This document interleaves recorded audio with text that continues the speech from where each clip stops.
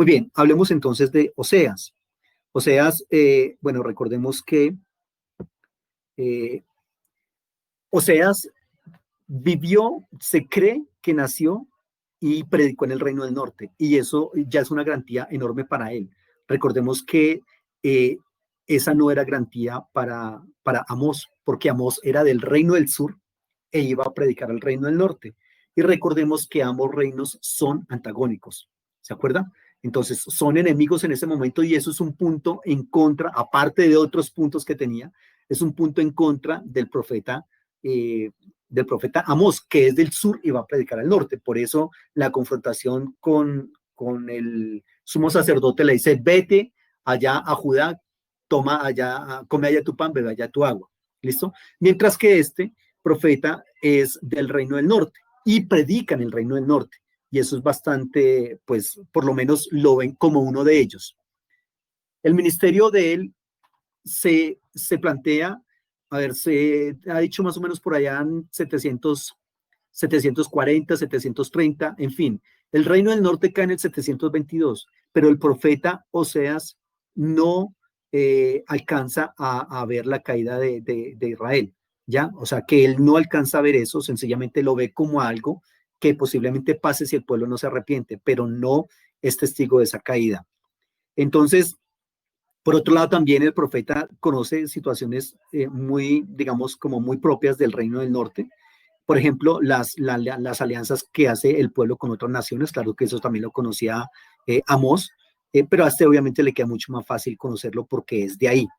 Y también en el libro se mencionan ciudades como Betel, Jezreel, que son ciudades que pertenecen al reino del norte. ¿Por qué le estoy diciendo esto? Porque obviamente cuando se habla de que un profeta, dónde y en qué fecha, digamos, ejerció su ministerio, pues hay que de una u otra manera intentar dar como algunas premisas de que sí es así y por qué.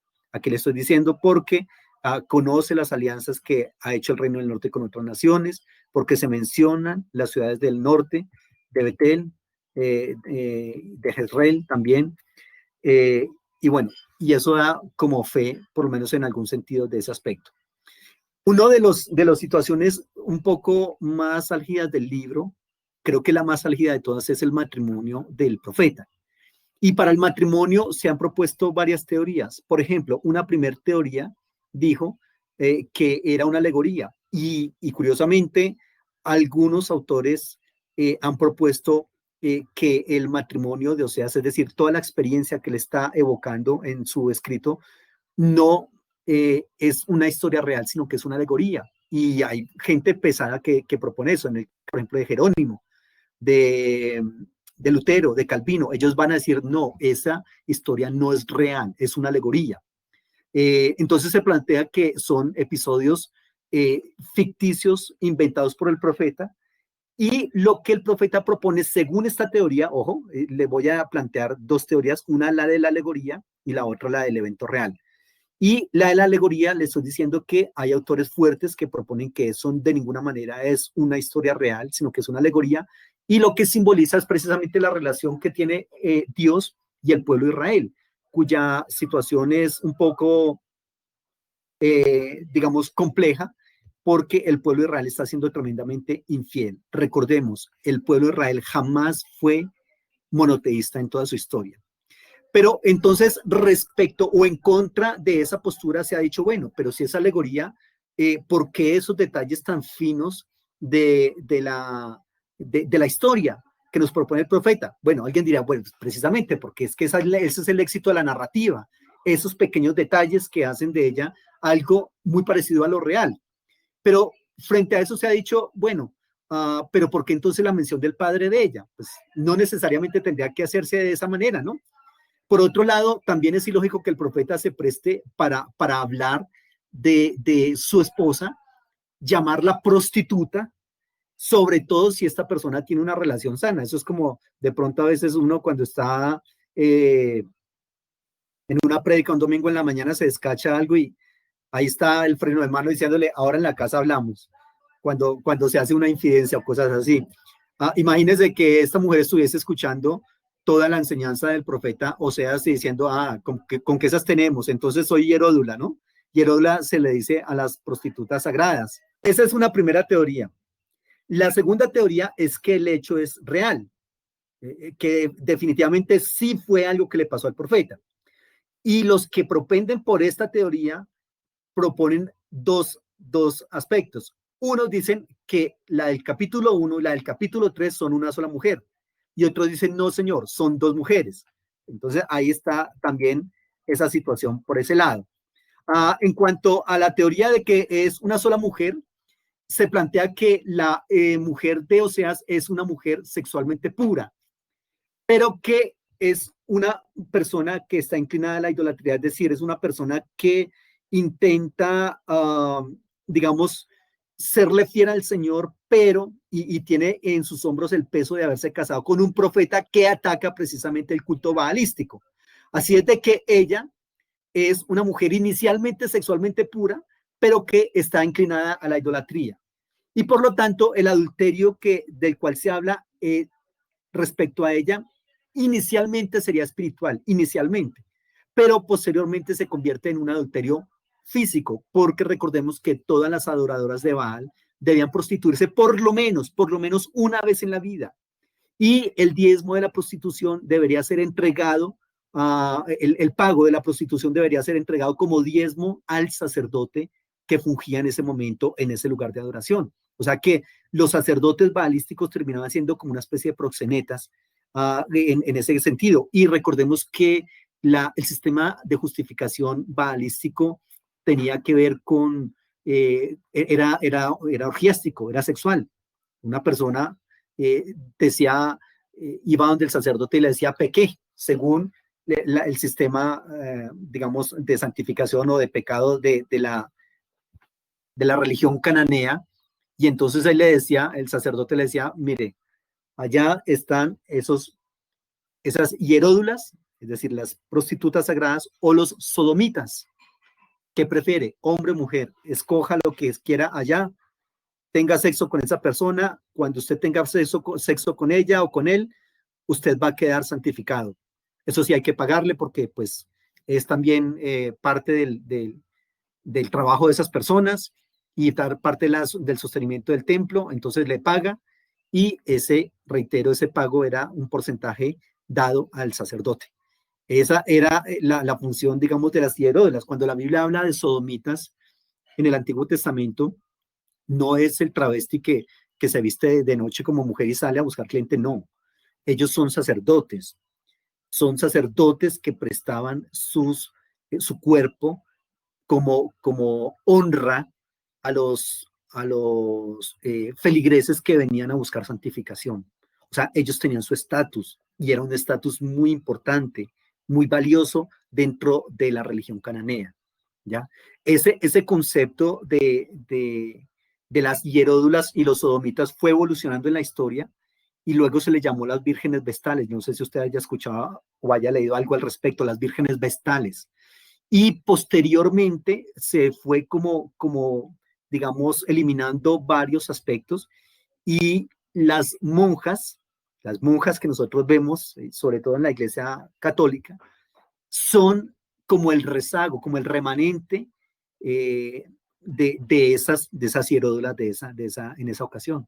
Es decir, ellas están evocando lo que hacían esas hieródulas allá. Esas hieródulas no solamente eran las encargadas, digamos, de ese sistema de santificación sexual, sino que también organizaban el templo, se encargaban del alumbrado, se encargaban del aseo y una cantidad de cosas.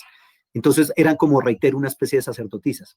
Entonces lo que se propone es que la mujer de Oseas era esa clase de persona, ¿ya? Inicialmente con la idolatría guardada en su corazón, pero que posteriormente la destapa y dice, no, yo me declaro abiertamente adoradora de Baal y por lo tanto, entonces su prostitución sagrada se convierte también en prostitución física. Muy bien. Cuando ese es los que plantean una sola mujer. Los que plantean dos mujeres dicen que una es la del capítulo 1 y otra es la del capítulo 3. Se presta, en algún aspecto se prestaría esa perspectiva, ¿cierto? Y entonces dicen, no, son dos mujeres. Pero si eso fuese así, los que están en contra de esta teoría dicen, pues se pierde el paralelo entre Dios e Israel, porque significaría que Dios hubiera desechado a Israel. Los que están a favor de esta postura dicen, un momentico, es que sí lo desechó, porque así lo testimonia uno de los hijos de Oseas, que se llama Lo-Anni. En el hebreo, Lo-Anni es no pueblo mío, ya no son pueblo mío. Y entonces ellos dicen, no, es que definitivamente sí lo desechó. Otros van a decir, no, definitivamente no pueden ser dos mujeres, porque entonces se habría perdido ese paralelo y Dios habría desechado al pueblo de Israel y se habría conseguido otro pueblo. En el Antiguo Testamento por lo menos no se consiguió otro pueblo. Se plantea que la iglesia es el Israel espiritual y todo ese concepto, pero eso ya todavía hay que esperar allá en el Nuevo Testamento. En el Antiguo Testamento no. Por otro lado, aquí también hay una situación en contra de esto, y es que no hay posibilidad de que Dios tomara otra vez como esposa al pueblo de Israel sin quebrantar sus propias leyes. ¿Por qué razón? Porque en la ley del Señor se propone que si una mujer era, digamos, despedida por su marido y este le daba carta de divorcio y ella salía y se casaba con otra persona, si ese segundo marido moría, el primer marido no podía volver a tomar. Ya, es decir, si en un momento la había desechado, ya no la podía volver a tomar como esposa. Leamos, por favor, Jeremías 3:1 y Deuteronomio 24, del 1 al 4. Profe, sí, esa es de la mujer repudiada, ¿verdad? ¿Cómo dijo? Esa es la ley de la mujer repudiada. Bueno, recordemos que una cosa es repudio y otra cosa es divorcio. Pero leamos el texto. O sea, ¿por qué? Recordemos que repudio es una mujer que el esposo la despide, ¿cierto? Pero no le da carta de divorcio. Por lo tanto, la repudiada queda como en un limbo social. No puede volver a casarse porque está casada. Pero su marido le dijo, váyase porque yo ya no quiero vivir con usted. Entonces ella muy seguramente va a la casa de su papá, pero es una carga económica para el papá. ¿Ya? Entonces, se recomienda o se le ordena más bien que le dé carta de divorcio si ya no quiere vivir con ella, porque con la carta de divorcio la mujer podía salir y casarse con el hombre pues que la pretendiera o con el que ella quería. ¿Ya? Entonces, hay una diferencia importante entre repudio y divorcio, que es precisamente también lo que va a plantear el Señor en el Nuevo Testamento, ¿no? El que se casa con la repudiada comete adulterio, con la repudiada, no con la divorciada. Jeremías 3:1, mire lo que dice. Dicho está, si alguno deja a su mujer y ésta se va de él y se junta a otro hombre, ¿volverá de nuevo a ella? ¿No será tal tierra del todo mancillada? Tú pues que has fornicado con muchos amigos, habrás de volver a mí, dice el Señor. Entonces fíjese que aquí estos dos textos que están acá, esta ley del divorcio, el Señor la quebranta. El Señor quebranta esa ley para poder volver a tomar a Israel como su esposa, después de que le ha dicho, ya no son pueblo mío. En el libro de Oseas se presenta esa situación particular. Ahí se presenta el divorcio de Dios con el pueblo de Israel. Y el Señor después dice en el Oseas capítulo 2, la voy a llevar al desierto. Y allí le voy a hablar al corazón nuevamente. Entonces el Señor lleva al pueblo de Israel otra vez al desierto para volverla a enamorar. Bastante atípico el asunto, ¿no? Pero recordemos que el desierto es la luna de miel entre Dios y el pueblo de Israel. Pero infortunadamente, en palabras de Thomas Romer, lo único que estuvo bonito entre la relación entre Dios e Israel fue la luna de miel. El matrimonio fue un fracaso total por parte de Israel. Y eso es lo que se está planteando acá. Entonces, ¿cómo es posible que el Señor tiene que romper sus propias leyes para volver a tomar a Israel como su propia esposa? Muy bien, ¿qué significa Gomer? Gomer es el nombre de la esposa de Oseas. Mire el significado del nombre. Recordemos que en la Biblia los nombres de los personajes tienen una dimensión teológica, ¿no? Gomer significa quemar, calcinar, abrazar, acabarse. Eso tiene que ver precisamente con su misión de Hierodula, de esta persona. Y el papá de ella se llama Diblaim. ¿Sabe qué significa Diblaim? Se llama torta de higos secos, o también significa dos tortas, o incluso también se puede tomar como para presionar juntos. ¿Qué pasa con esto? Las tortas de higos en el Antiguo Testamento son muy importantes porque eran una referencia a las ofrendas que se le presentaban, sobre todo a las diosas, ¿ya? Pero a los dioses en general, pero era, por ejemplo, lo que se plantea, le hacen tortas a la Virgen del Cielo, a la Reina del Cielo, en el libro de Ezequiel. Entonces, las tortas de higos eran muy importantes para ofrecer culto a estos dioses o a los ídolos. Y por eso el nombre del papá de ella se llama Diblaim, que significa torta de higos secos. Entonces ahí vemos nosotros de dónde es que le viene esa tendencia idolátrica, baalística a la hija, a la esposa de Oseas, del propio papá de ella.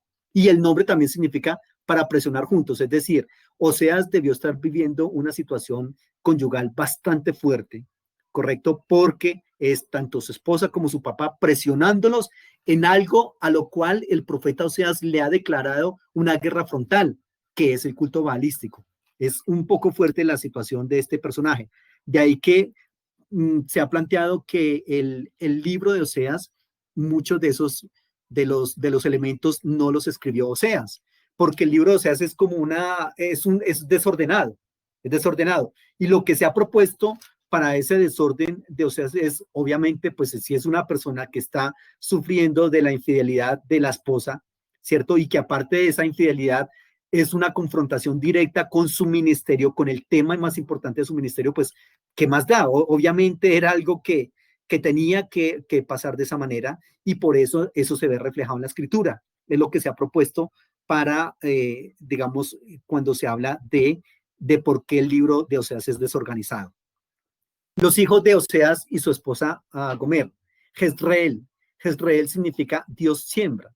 Y esta es una referencia, el Jezreel, el valle de Jezreel es una referencia al lugar donde va a morir Jezabel, ¿cierto? Y toda esta casa de Acab, eso se nos lo cuenta Segundo de Reyes capítulo 9, versículo 30 al 33. Y Jezreel es un valle fértil bastante interesante y es muy, muy estratégico por la geografía que ellos proponen.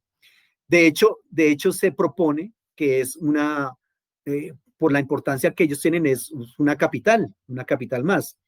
Y es un lugar también de batallas famosas. Ese es el valle de Megiddo o Jezreel, o también se le llama Armagedón. Ese es el mismo sitio. Y es también, según la literatura apocalíptica, es el lugar donde se va a dar la parucía y donde el Señor entonces va a pelear con todas las, digamos, ejércitos, capitanes, generales, es decir, la batalla final es ahí, en Armagedón, en el Valle de Jezreel. Y tiene mucho que ver porque todo el complejo militar de Israel está, en este momento, está ahí en ese Valle de Jezreel. Obviamente uno va ahí, no ve nada porque todo es bajo tierra, ¿ya?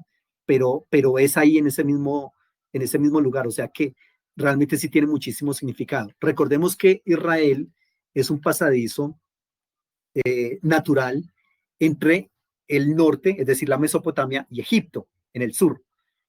Y los grandes imperios de la antigüedad se levantaron o bien en el norte o bien en el sur.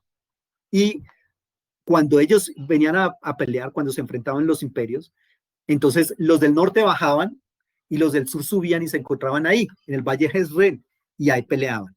Y ese es uno de los nombres de los hijos de Oseas. El otro nombre es Loruama. Loruama significa no amar, no compadecerse, no sentir compasión, no tener piedad, no tener misericordia. Y recordemos que los nombres de esos personajes tienen un significado teológico, ¿no? Es decir, un mensaje teológico para el pueblo de Israel. Aquí, entonces, en Lorobama ya no voy a sentir compasión por ustedes, ya no voy a tener piedad ni misericordia de ustedes porque mucho les he hablado y ustedes no han querido hacer caso. Y por otro lado, este que les comentaba ahorita, el lo a mí, lo es la partícula negación, no, a mí, am es pueblo, mi es un sufijo de pertenencia de primera persona, el singular. Ya no son pueblo mío, ya no seré yo el Dios de ustedes. Y aquí es donde se firma entonces el divorcio entre Dios y el pueblo de Israel, con el nombre de esta hija de este hijo de Oseas. hablemos un poquitico del libro. Como le comento, el libro tiene algunos problemas. Recordemos que no todo el libro es escrito por Oseas, solamente algunos pasajes. Y en la transmisión hay varios desperfectos que se han planteado para este libro. Y hay algo también bien interesante, y es que recuerdan ustedes que yo en algunas ocasiones le he dicho que el Reino del Norte tiene su propio idioma, que en ocasiones es ligeramente diferente al hebreo del Reino del Sur, y en otras ocasiones es muy diferente al del resto del pueblo, ¿ya? Y eso se evidencia acá en el libro de Oseas, que resulta un poco extraño algunas palabras que utiliza el profeta. Entonces, por otro lado también se cree que o bien el lugar original de algunas de las profecías del libro fue cambiado, es decir, cambiaron el orden del libro, o parte del material se perdió.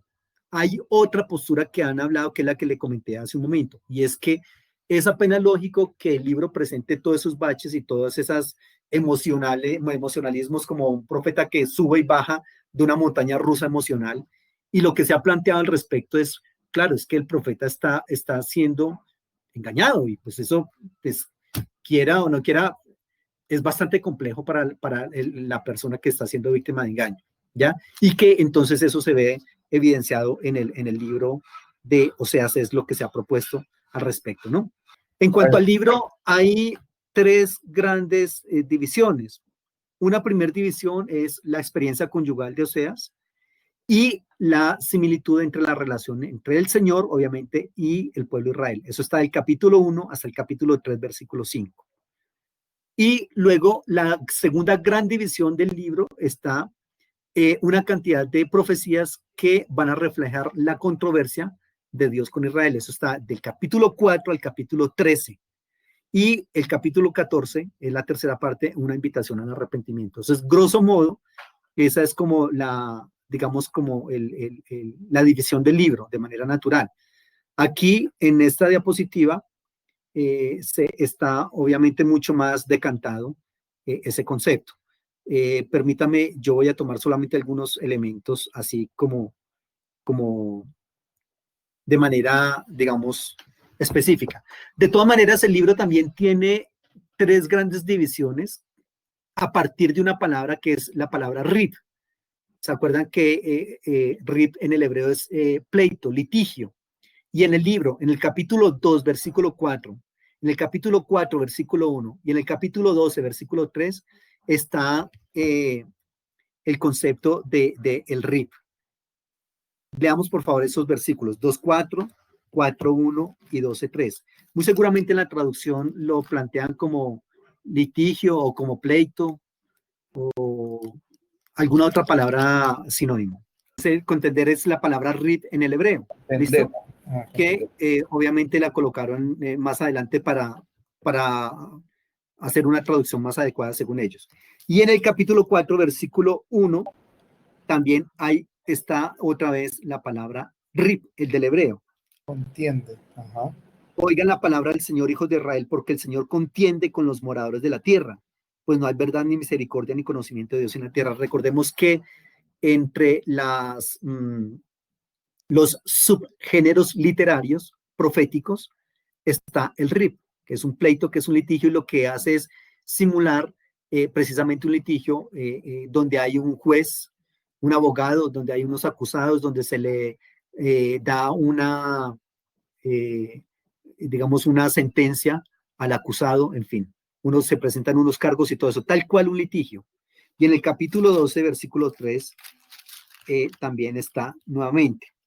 Bueno, aquí en la Reina Valera lo trabajaron en el 2, pero en el hebreo está en el 3. Dice así, 12.2, pleito tiene el Señor con Judá para castigar a Jacob conforme a su conducta y le pagará conforme a sus obras.